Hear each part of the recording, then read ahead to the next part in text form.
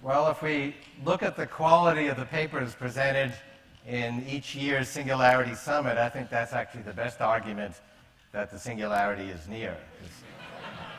And also the audience questions. So I took notes on the main points of some of the speakers. So rather than launch right into my talk, I thought I'd offer some reflections on some of the issues that got raised, which I think were quite interesting. So I mentioned this earlier. Michael Nielsen and Stu Hameroff raised the link between quantum computing and the brain and raised the question, does the brain do quantum computing, and is it needed to create Turing test level artificial intelligence? And I would make two arguments against that. Now, if it turns out the brain does do quantum computing, that's probably good news for the quantum computing field, because it shows that scalable quantum computing is feasible, and we'll figure out how the brain does it. But we could look at what the brain does, and we can also look inside the brain and see if we find anything comparable to quantum computing. On the first issue, quantum computing has this tremendous scalability in that the scale of its ability is 2 to the n qubits rather than just n bits that you have in a classical computer. But that's only amenable to certain types of problems. It doesn't speed up every sort of computation. It's actually pretty inflexible. So the classical type of problem that could be applied to is cracking encryption codes based on factoring large numbers. Certain parts of the algorithm for the traveling salesman problem and other combinatorial problems like that, also simulating protein folding from linear sequences of amino acids. I mean, there's different problems that would be sped up in this exponential manner, but it's actually pretty limited. But on those types of problems, human beings do very poorly. We can't even keep up with classical computing, let alone what a quantum computer would do. There's no indication that our capabilities are demonstrating quantum computing. And we haven't found anything like quantum computing in the brain. In fact, it's a pretty messy place to do any kind of significant coherence of multiple qubits. Okay, more interesting issue is, do we need quantum computing for consciousness? Now, I've been thinking about the issue of consciousness for a long time. I'm working on a book now called How the Mind Works and How to Build One. And I call it the mind rather than the brain. Most of the book is actually about the brain, but the mind brings up this issue of consciousness, which is sort of this ephemeral quality that the mind has that we wouldn't see in a mechanical brain, presumably.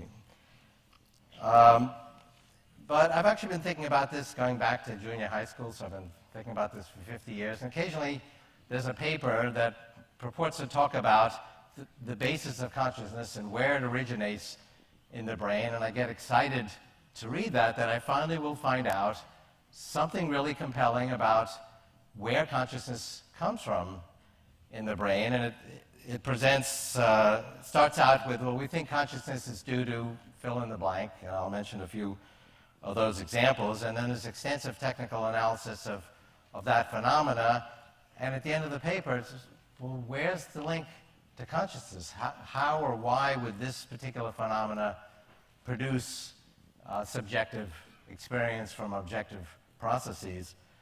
And it does remain really a mystery. I mean, one example is the gamma coherence that Hameroff talked about. There's evidence for it because that goes away with anesthesia, so that's a pretty good hint.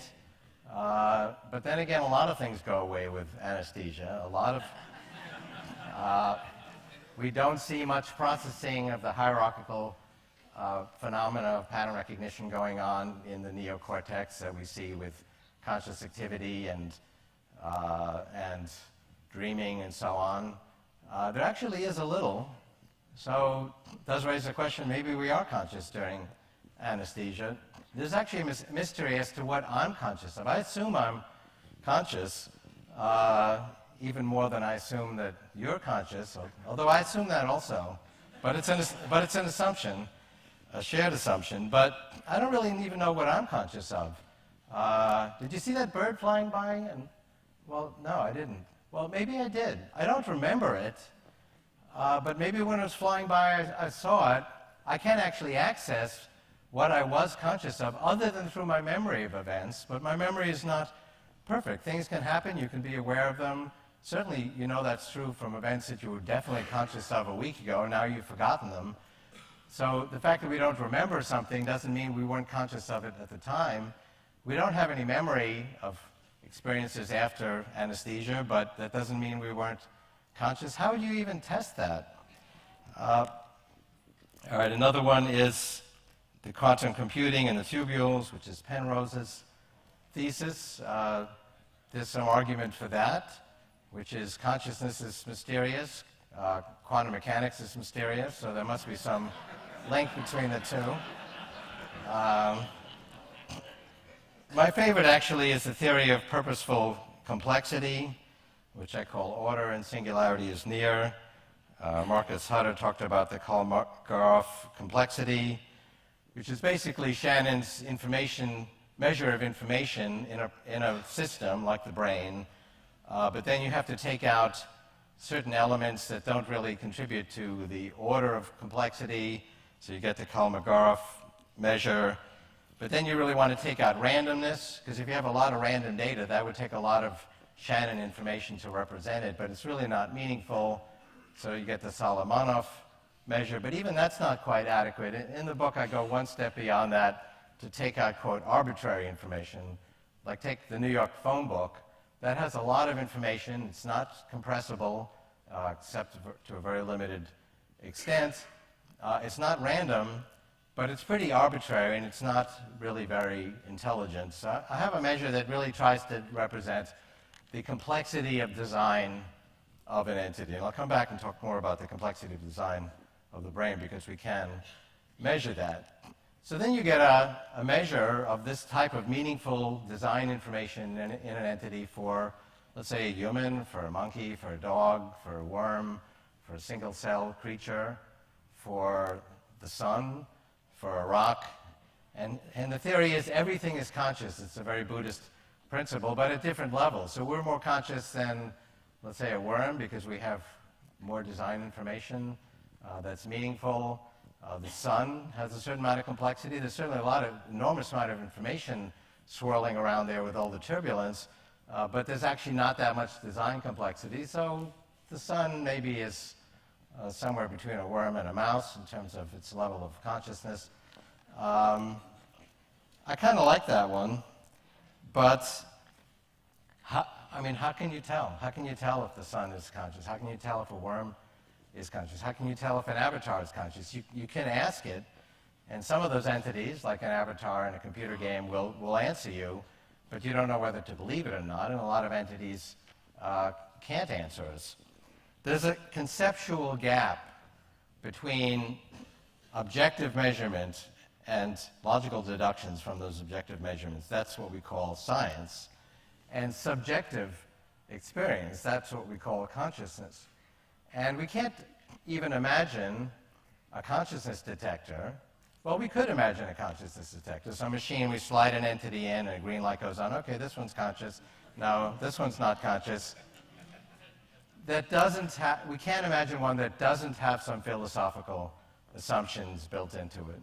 So different philosophers would have different assumptions. Searle would make sure it's squirting biological neurotransmitters, and if it didn't do that, it's not conscious. And Van Dennett would want it to somehow have a model of its own thinking, and if it can be self-reflective in that way, no matter what substrate it's running on, then it's conscious.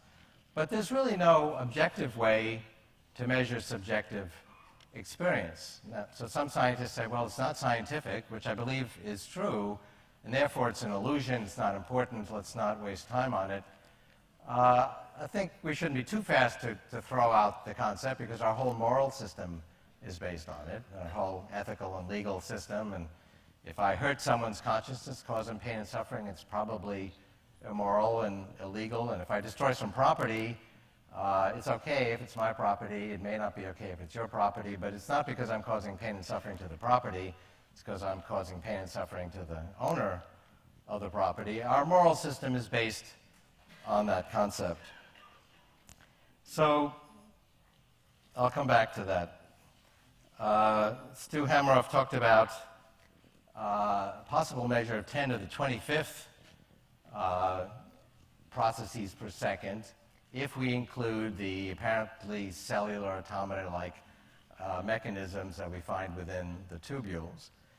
And it brings up actually an interesting point that Wolfram brought up about cellular automata, which I think is one of the most interesting points in his book, A New Kind of Science. Unlike most of science, say physics, where we can predict where a rocket will be or the orbit of a planet, we can predict where that planet will be 500 years from now. We don't have to wait 500 years. We can use analytic methods to predict its course.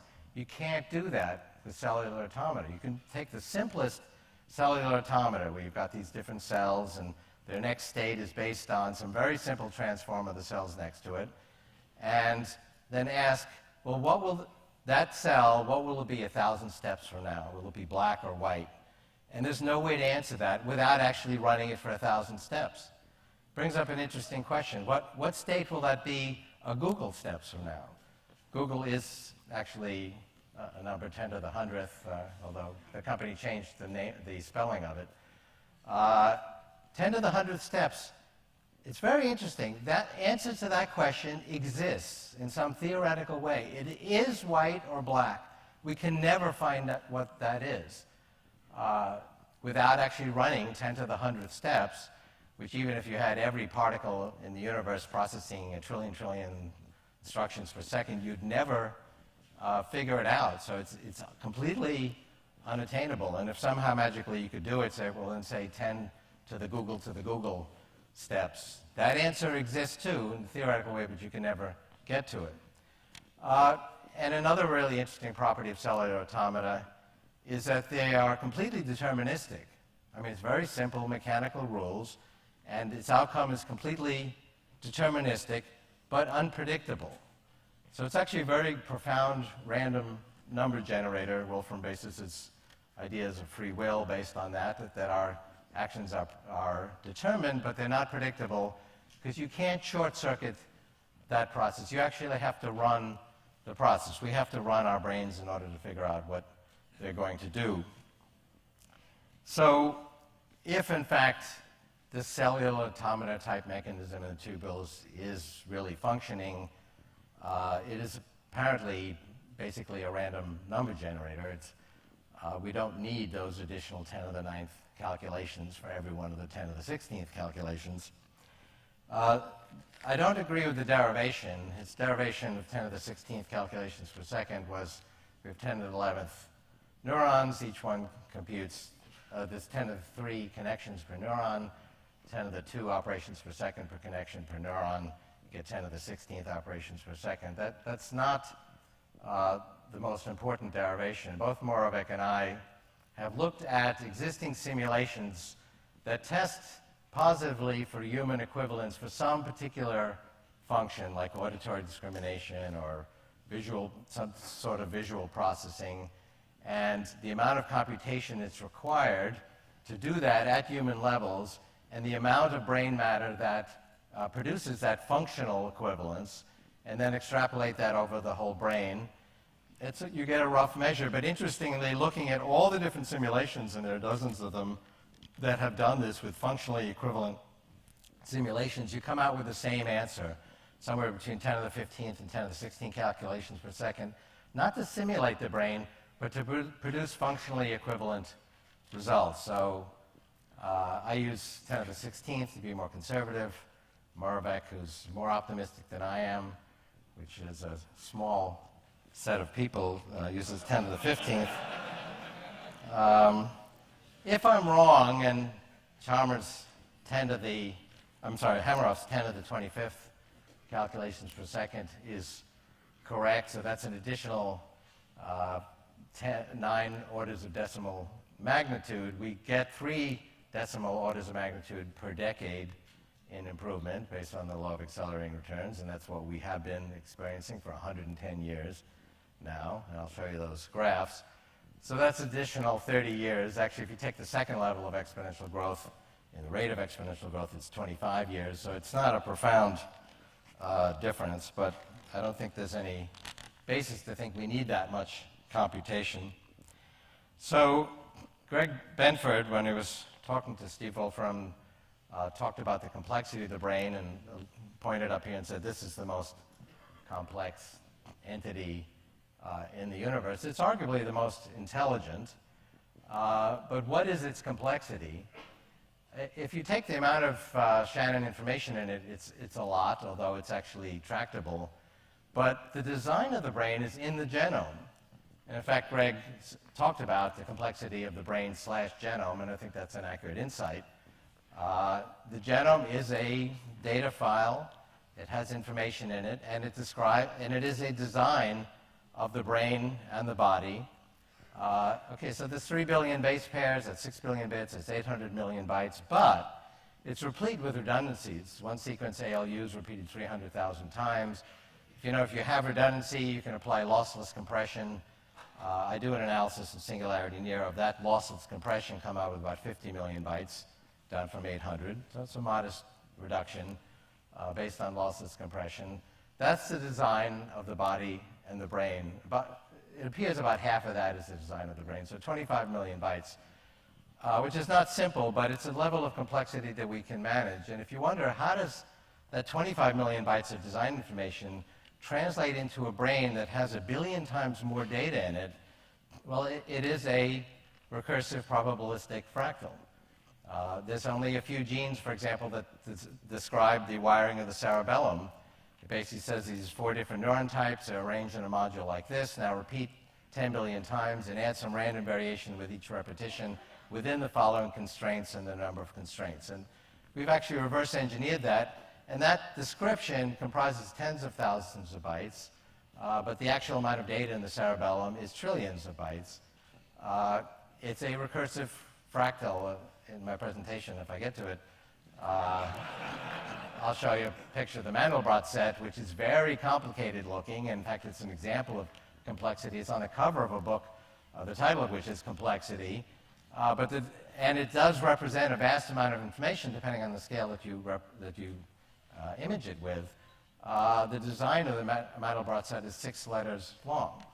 So the brain, but it's iteratively applied in a fractal-like manner.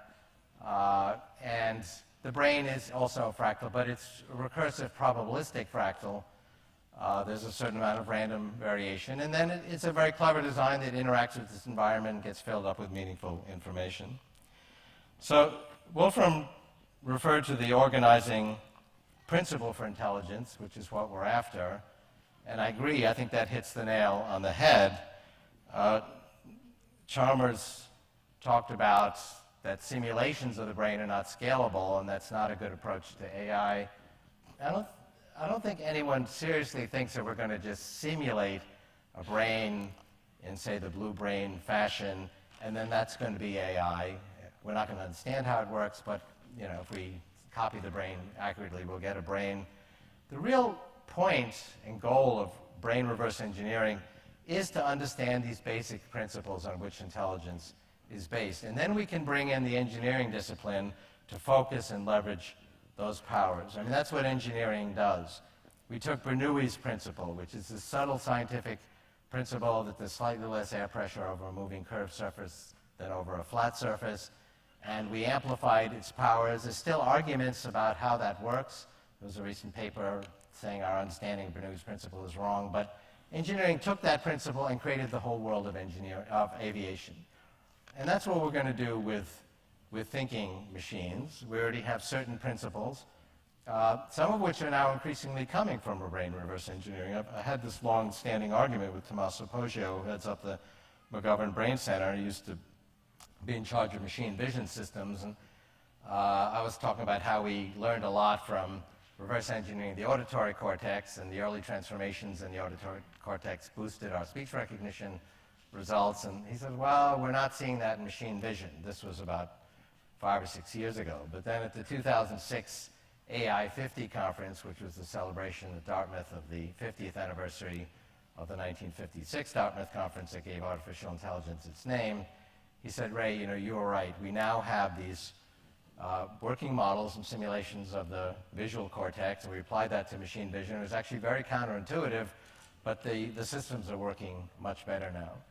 And these systems, in fact, are scaling up. We now have a simulation of slices of the cerebral cortex, and maybe onto some understanding of this sort of principle paradigm, organizing principle of how the neocortex works, which is the most important region. That's where we do our hierarchical thinking. And there appears to be one module repeated on the order of 1 billion times, organized in hierarchies, which is why we can think in hierarchies. Human language reflects that, our technology reflects that, and the neocortex reflects that. And this one module can recognize patterns and passes the patterns up and down, and Hawkins talks about that in his book. The Blue Brain Project has actually a simulation based on brain reverse engineering, but it maps very well onto the same thesis. And we are getting some insights as to how that key module works.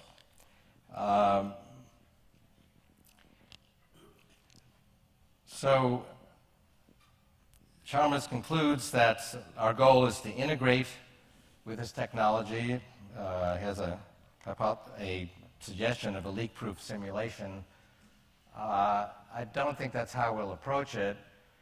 And if we actually never look at the simulation never looks at us, then the simulation isn't connected to our world, and there's no point doing it.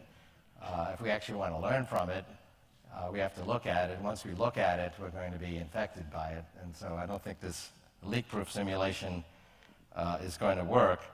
We're actually going to get there by integrating with these technologies. As was just mentioned, these devices we can take out of our pocket and access all of human knowledge have become part of who we are. There are, as was also mentioned, there are cyborgs walking around with neural implants in their head. There was an article in the New York Times a couple of weeks ago that talked about real concerns with people hacking into the software in the computer inside your brain, because the latest generation now allows you to download software to the computer inside your brain. And these are scaling up in power and scaling down in size. So we come back, though, to it's hard to imagine how consciousness could arise from a software process. And in fact, John Searle in his Chinese room argument makes that point quite clearly. He's got this guy who's following a program in his book, and he's able to answer questions in Chinese. Basically, that man is acting like a Chinese Turing test. He's convincingly capable in Chinese, but Searle says, well, where's the understanding? Where's the consciousness? Because it's just a program. How can a software program be conscious? Where does the consciousness arise? It's a subtle, I think, tautological argument, but it is compelling. So I took John Searle's description of the Chinese room and did a search and replace. In every place he said manipulating symbols, I replaced it with manipulating neurotransmitter levels and ion channels, and it reads then like a very convincing argument that there's no way the human brain could be conscious. So, and that point was made by Sharmas. I mean, it's hard to understand how software or some kind of programmable process, even if it's massively parallel, could be conscious. Where does that emerge? But the same thing's true of the brain. And in fact, Searle acknowledges that a neuron is a machine and it operates by programming principles, so it remains a mystery. Sharmas has an interesting argument on the gradual replacement of bits of my brain with machines, and do you lose the qualia at some point? Do you end up with a zombie?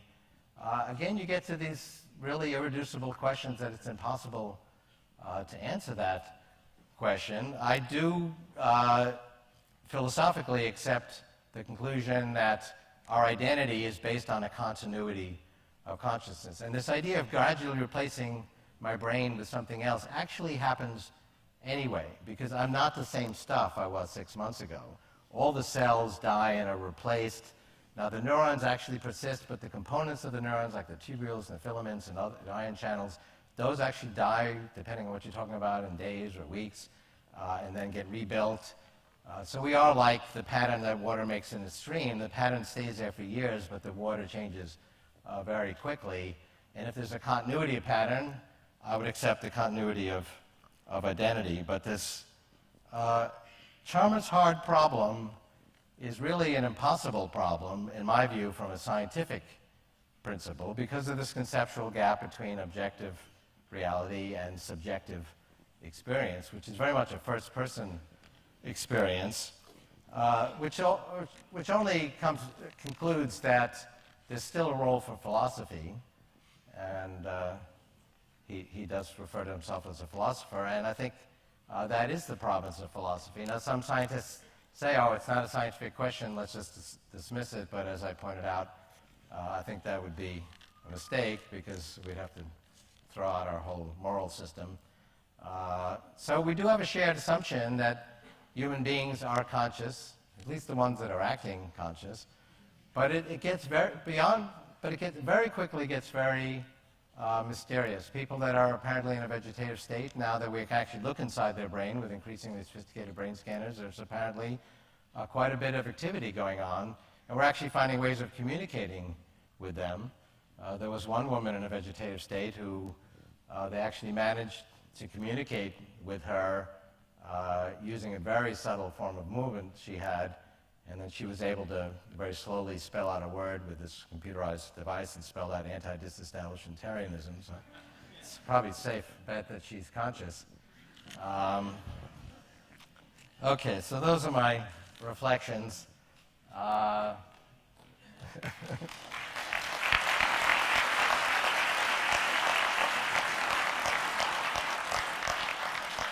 I have a little bit of time left, but I think this audience will be sophisticated enough for me to go through this quickly. And I want to talk about the law of accelerating returns, which is really the fundamental reason that we talk about the singularity. Because very often arguments or criticisms of my thesis run along the following lines. Kurzweil oversimplifies the amount of computation we need, the complexity of the brain. It's really a lot more complicated than we think, and therefore it's going to take a lot longer. And I really don't think that I'm oversimplifying the complexity. I have a good respect for that. I've been involved with these issues for half a century. But the real difference in perspective is the linear versus the exponential perspective.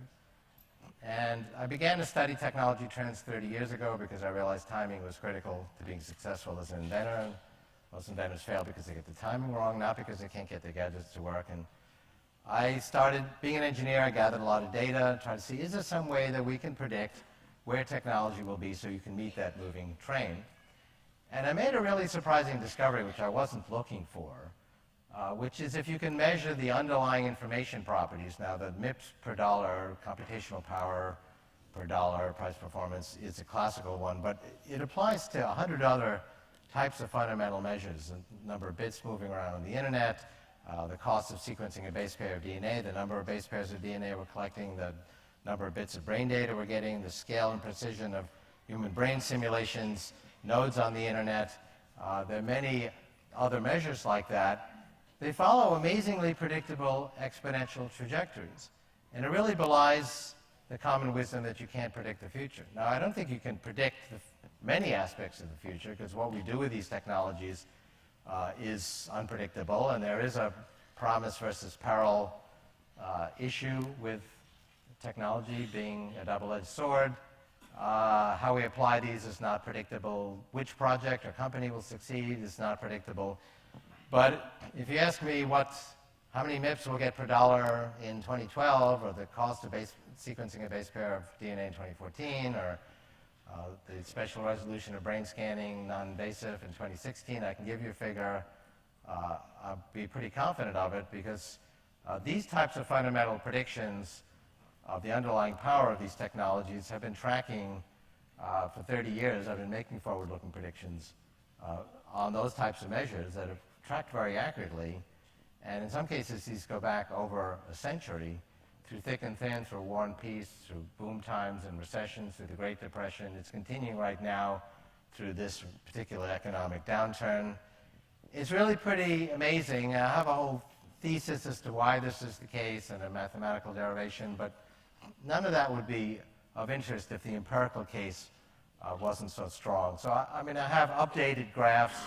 These graphs are in the book, but the book, Singularity is Near, is 2005. The graphs go through 2002. We just updated these to 2008. I was asked, aren't you a little nervous? You know, maybe the theory doesn't work anymore. And I said, well, maybe there'll be some data problems, but we've been doing this regularly every few years, and it's just, and they continue to track. It really is pretty remarkable how pervasive this phenomena is. It's not just Moore's law. Even within computation, it's not just Moore's law. The exponential growth of computation started decades before Gordon Moore was even born. I mean, one criticism is that Kurzweil takes these exponentials and projects them out, and we know exponential growth can't go on forever. And that's true, but what happens in information technology, as we see the end of the line for a particular paradigm, creates research pressure to create the next paradigm. We've done that already 5 times in the history of computation. We'll do it again when these flat integrated circuits that Moore's law describes run out of steam. And it's now really a mainstream view that three-dimensional self-organizing molecular computing will be the 6th paradigm. Justin Ratner talked at the Singularity Summit last year and talked about how they have these circuits working. And the 6th paradigm of three-dimensional computing will be ready well before the 5th paradigm of two-dimensional chips runs out of steam. And this phenomenon has been going on for a long time. So I'll skip some of this. Well, on the exponential paradigm, it was asked earlier, what is intelligence? Intelligence is a predictor. We make predictions about the future. So when we were walking through the savannah 1,000 years ago, we made a prediction where that animal would be and what to do about it. And that worked just fine. And so this got hardwired in our brains, but they're linear predictors. So that's our intuition, that the current pace of change will continue at the current pace. But the actual pace is exponential, and it's not intuitive, and it makes a huge difference. 30 linear steps gets you to 30. 30 exponential steps gets you to 1 billion. It makes a huge difference. That's why these kinds of projections seem daunting to people who have not thought about the exponential progression. And it does make different S-curves as we go through different paradigms. So when I was at MIT, we all shared a computer, took up half a building, cost tens of millions of dollars. It was an IBM 7094 with 32K of memory, 36-bit words, a quarter of a MIP. The computer in your cell phone is 1 million times cheaper and 1,000 times more powerful. That's a billion-fold increase in capability per dollar since I was a student. We'll do it again in the next 25 years. And here we just updated this. Continues to track. Now this squishes the scale of progress. It's a logarithmic graph. Every level is 10,000 times greater than the level below it. So this represents trillions-fold improvement in the power of computers per dollar since the 1890 American census, a billion-fold just since I was a student. And it's gone through all these different paradigms. But what's really remarkable is look at how predictable and inexorable a trajectory this is. I mean, this was not some government-mandated program. This is not the output of a tabletop physics experiment. This is a measure of innovation and invention and competition around the world. You would think it'd be very erratic. It's remarkable how predictable it is. And I won't dwell on these examples of electronics, but I mean, cost of a transistor, this is a logarithmic scale. I mean, look at how smooth and predictable this trajectory is. And they've been getting faster. The cost of a transistor cycles come down by half about every year. That's a 50% deflation rate. And that's exactly what all of information technology has. It's certainly true of electronics. You can buy an iPod or iPhone that's twice as good for half the money as 2 years ago. That's a doubling of price performance each year. That's a 50% deflation rate. But it's also true of genetic data or brain data or anything else, or bits on a magnetic substrate. And we more than double our consumption every year as a result. So this actually is responsible for economic growth. Magnetic data storage, I just put that up because it's different engineers, different technical problem, but same phenomena. And then the biotechnology revolution, cost has been coming down by half every year. The Genome project was very controversial in 1990. I felt it would be completed on time because we had been doubling it every year, but we were doubling tiny little numbers. And skeptics said, we collected 1/10,000th of the genome in 1989. How are we going to do this in 15 years? Halfway through the project, the skeptics were going strong, saying, I told you this wasn't going to work. You're halfway through the project and you finish 1% of the project. But in exponential progression, you start out doubling little numbers. By the time you get to 1%, you're only 7 doublings away from 100%. We're applying nanotechnology to solar panels, and that's doubling exponentially every 2 years in terms of the amount of solar energy generated around the world. And it's been doing that for 20 years. It's only 8 doublings away from meeting 100% of our energy needs, and we have 10,000 times more sunlight than we need. But that's another talk. But this is a very smooth doubling every year, the amount of genetic data. The cost has come down by half, $10 in the 1990s, a small fraction of a penny today. Communication technology, many different ways of measuring this. I had a little bit of this graph in the 1980s and predicted this worldwide web of communication, not by that name, but tying together hundreds of millions of people. That seemed ridiculous when the entire defense budget could only tie together 2,000 scientists in the early 80s with the ARPANET. But that's the power of exponential growth. We're shrinking technology at an exponential rate of 100 in 3D volume per decade. It's not just electronics, where you can measure that quite precisely, but also mechanical systems. If I were to say someday you'll have millions of nanobots in your body keeping you healthy from inside, that would seem very futuristic, but there's already several dozen experiments of doing that in animal models. One scientist cured type 1 diabetes in rats with a blood cell size device that lets insulin out in a controlled fashion. This is Rob Friedis' design for a robotic red blood cell, which would be 1,000 times more powerful than our biological red blood cells. And, okay, we'll have plenty of computation. I don't think that's so controversial anymore, even if Hameroff's 10 to the 25th is correct, and I really don't think it's correct, but that would only add another 25 years to the time frame. It's clearly growing exponentially. The 6th paradigm is already working. That'll take us well into the 21st century. Just that 6th paradigm, if you measure its ultimate capability, is trillions of times more powerful than the human brain, even if the 10 to the 25th is correct. But what about the software? And I believe that is also progressing exponentially. I have an extensive argument about that in the book. It may not be so obvious to the casual observer, but there are hundreds of applications of artificial intelligence all around us. Narrow AI, but still software doing what used to require human intelligence. Every time you connect a cell phone call or send an email, intelligent algorithms route the information. Pick up a product that was designed in part with intelligent computer assisted design, manufactured in robotic factories, inventory levels controlled by intelligent just-in-time inventory systems, automatic detection of credit card fraud, get an electrocardiogram, comes back with an automated analysis that rivals that of doctors. Same for blood cell images. They fly in land airplanes, guide intelligent weapon systems. I could list 100 other things. These were research projects only 10 to 15 years ago. And one by one, things that people thought would never be done by computers, such as driving a car for 200 kilometers through a complex route, or driving in an urban situation, which was the latest DARPA challenge. When I wrote in the 80s about computer technical world chess championship in '98, that was considered absurd, but I predicted that when it would happen, we would dismiss chess as being of any importance. We're now working on a dog-cat discriminator, because I'm tired of people saying, well, computers can't even tell the difference between a dog and a cat. I believe they can, and there have been other similar discriminations that are of similar complexity that have worked. Ultimately, now we've done very well, principally through the first approach that Sharmas mentioned, which is just trying to understand the methods of human intelligence, but not actually understanding how the brain does it, just through engineering approaches. And we have a toolkit that works quite well, especially when you add a lot of data. That's Google's approach of taking fairly basic AI techniques, but adding tremendous amount of very clean data, this tremendous power to be gotten from that data. So their team, for example, created an English to Arabic and Arabic to English translator from these very extensive Rosetta Stone texts of translated text.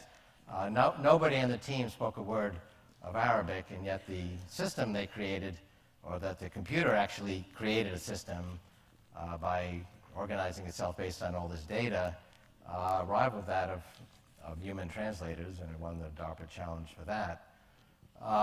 But ultimately, reverse engineering the human brain is going to expand our AI toolkit. And as I mentioned earlier, it's not going to be a matter of just simulating the brain without understanding its methods. And that's actually not the goal, for example, of the Blue Brain Project. The leaders of that project believe they will simulate entire neocortex within 10 years. I think that's a little optimistic. That's arguably the most important region. It's not where we get our goals and our purpose, but it is where we do our hierarchical thinking. It may take a little longer than that, but the real key goal is to really understand these key methods, these organizing principles, as Wolfram described them. And then we can engineer them and amplify their methods. You know, one of the big innovations in human beings is that we have this big forehead so that the neocortex could grow into the forehead. So we have a much bigger neocortex than other primates. It's as big as a table napkin, and it's about as thick as a table napkin. Well, the cortex doesn't have to be limited to the size of a table napkin, and it doesn't have to run on a substrate that sends information with chemical signals that travel a few hundred feet per second, which is 1,000,000 times slower than electronics. So ultimately, we can create much more powerful systems. And this is all scaling up exponentially. We can now see inside the brain. fMRI was interesting and makes colorful pictures, and it kind of told you that you do a logic puzzle, this area lights up, look at a loved one, that area lights up. It tells you where things are happening, but it doesn't tell you how they work. We can now actually see, with non-invasive brain scanning, individual interneuronal connections growing in real time. We can see our brain create our thoughts. We can see our thoughts create our brain. And we are turning this data into working models and simulations, which are scaling up exponentially. This is a model of the auditory cortex that has been modeled and simulated and tested with sophisticated psychoacoustic tests. They get the same results as applying those same tests to human auditory perception. And there's many different ways that people talk about how the brain is organized differently from a computer, quote unquote. But conventional computing can simulate other systems if it has the capacity. And yes, the brain is massively parallel. There's 100 trillion connections where computing goes on simultaneously, but we don't actually have to have 100 trillion simultaneous processors running at 1 or 200 calculations per second. We can have maybe 100,000 fast processors that can simulate that same process. And I mean, here's that Mandelbrot set. The brain is a recursive probabilistic fractal. It has about 25 million bytes of complexity in its design information. That's what's in the genome after compression. And if you look inside the tubules and so on, you see a lot of apparent complexity, but it's important to model phenomena at the right level. We don't really describe chemistry based on basic principles of physics, and we don't describe biology based on basic principles of chemistry or of physics. And we don't need to describe intelligence going down to the physics of what's happening, unless they're really salient for the information process that's going on. We have a model of the visual cortex in simulation that I mentioned earlier, the cerebellum. This is actually, I had a debate with someone who used this picture and said, well, look at how complex the neocortex is. We're never going to have a hope of understanding this incredible complexity. I researched this picture, and it's actually not a picture of the neocortex. It's a picture of the simulation of the neocortex in the brain project. So this is all driving economic growth. I'll just comment on this graph because people say, well, where's the boom-bust in these dot-coms? Why isn't this on this graph? That was a Wall Street phenomenon, not a Main Street phenomenon. This boom-bust psychology is an actual harbinger of true transformations, but expectations get ahead of themselves. Wall Street came back in the year 2000 and said, gee, it hasn't changed everything. It hasn't changed anything. I guess we were wrong and all the values went that way. Meanwhile, the dot-coms were progressing exponentially. You have dot-coms now, like Google with $20 billion of revenue and Facebook and so on, that really are important. In fact, that boom-bust psychology is an accurate harbinger of true revolutions that happened with the railroads in the before 1900. So let me just conclude before I take questions that by 2029, that might seem soon, but actually some people think I'm conservative. We clearly will have more than enough computation by that time. 10 to the 16th is actually around the corner. There will be supercomputers by 2011 with that capacity. Personal computers will have that, by around 2020. The software will take longer. One key measure of software progress, it's not, take chess, for example. That's not just brute force, because you actually, even if you have a massive amount of computation, need to prune the tree of move, counter-move possibilities. That's key to the minimax formula. Now, you could do that very stupidly and still get very good results if you look out enough steps through massive computation. Kasparov was told, well, Deep Blue does 300,000 board positions in the move, counter-move analysis per second. How many do you do? And he said, about one. So how is it that he holds a candle to Deep Blue? It's because of his deep powers of pattern recognition. And that's pruning operation of the tree of move, counter-move possibilities is a pattern recognition decision. And Deep Blue had a very jury-rigged set of rules to do that. And I talked to the head of that project, Marty Campbell, and said, well, why don't we apply some real pattern recognition principles, some neural nets and other things, to really make that decision optimally. We have every master game online since 1900. We could really train that system well, and we started to work on that, and then IBM canceled the project. But others have pursued that.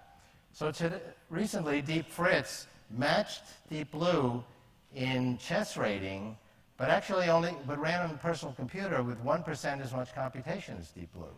That's because it had greater powers of pattern recognition. The software had improved, and it's actually a very good measure. And there's lots of other examples that we are making that same kind of exponential progress in software.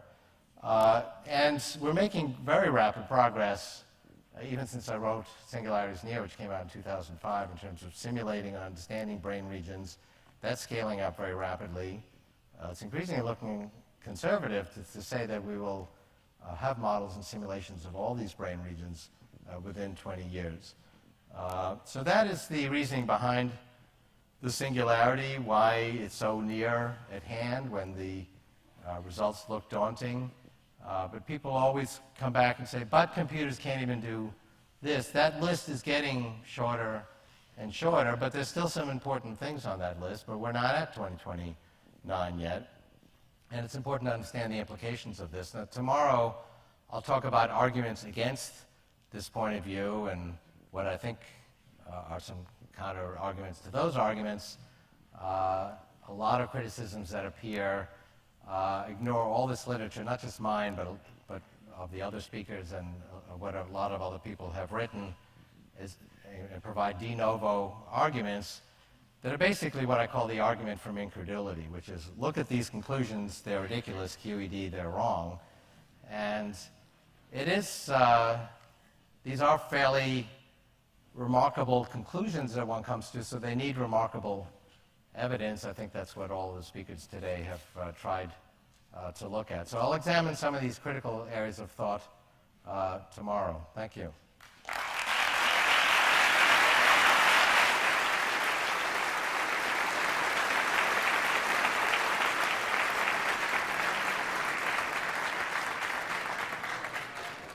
Some questions? Cindy? Yeah, I have a question about what you think about the relationship between, like, the heart And because like the Chinese character for the mind refers to both the brain and the heart. Well, in going from the brain to the mind, we have to include the body. The heart is closely tied to the brain. It is an electrical system, and the brain deeply affects it, and it affects the brain, and it is also an endocrine organ, and that affects the brain. The endocrine system provides a lot of our motivations and goals that the brain then tries to implement.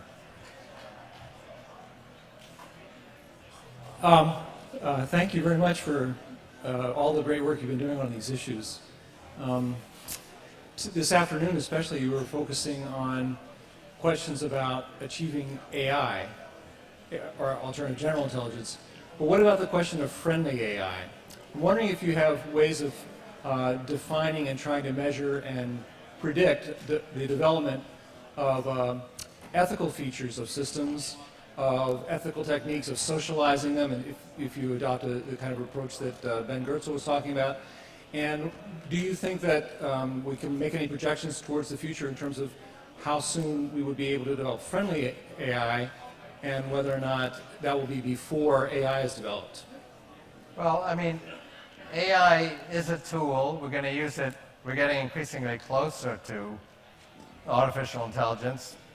When I was a student, it was across campus. Now it's in my pocket. It'll make its way in our bodies and brains.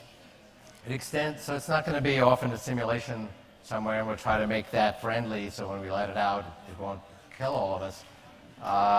We're going to be integrating with this as we go. We're doing that already, as was amply measured. And so that's actually a problem not just for scientists. How do you engineer friendly AI? It's really how do you engineer a friendly society, that is to say, a society that implements our human values.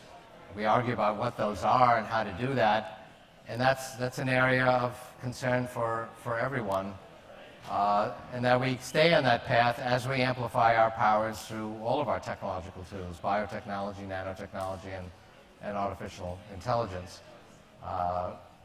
So we are going to become the machines increasingly, and so if we reflect our values, that's the best prospect we have of being reflecting those values in the future. It's not a guarantee, but if we become a totalitarian society, that's going to increase the likelihood that that's the kind of society we'll have 40 years from now.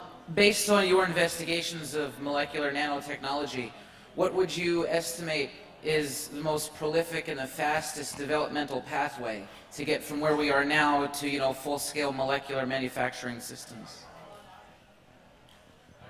Well, there's many different paths. I mean, the scale of the features of technology in general are getting smaller and smaller. So there are some examples of nanotechnology, but they're not really the kind of molecular systems that Drexler first wrote about, where we create a macro object that's where we've placed every molecule in a purposeful way.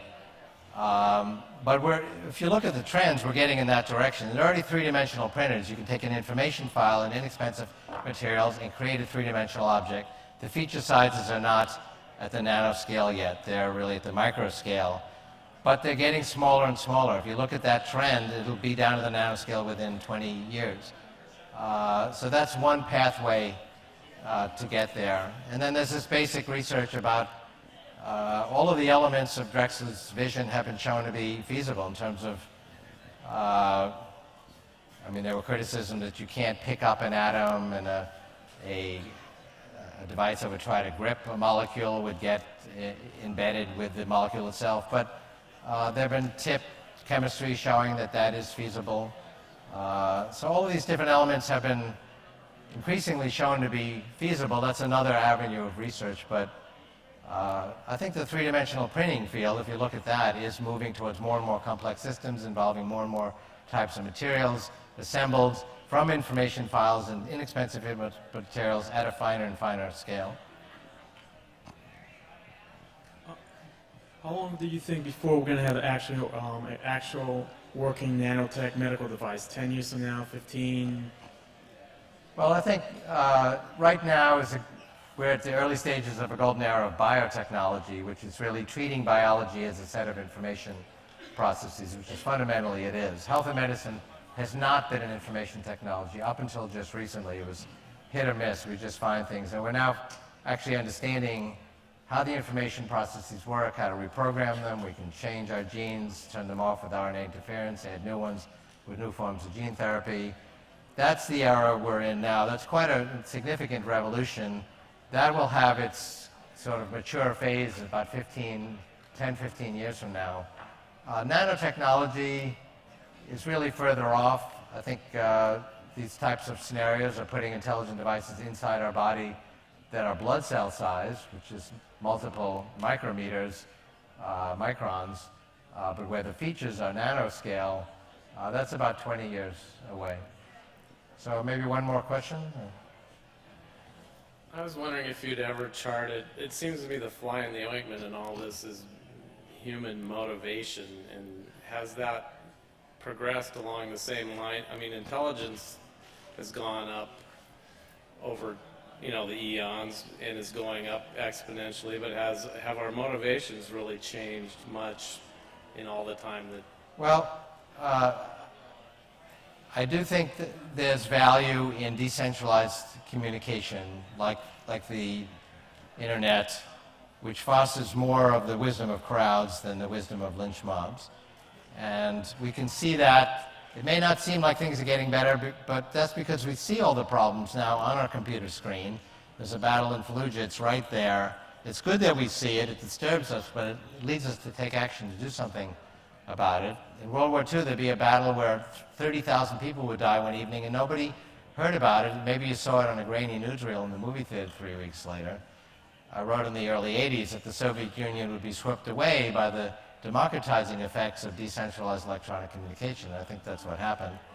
And there was a great wave towards political democracies in the 90s. We can see the impact of social networks today on major political problems, and it affects society at many different levels. So that's not a panacea, but I do think we can foster greater wisdom from the community of people, create a shared consensus on human values through this very complex, messy process of everybody being able to communicate with everyone else. Thank you very much.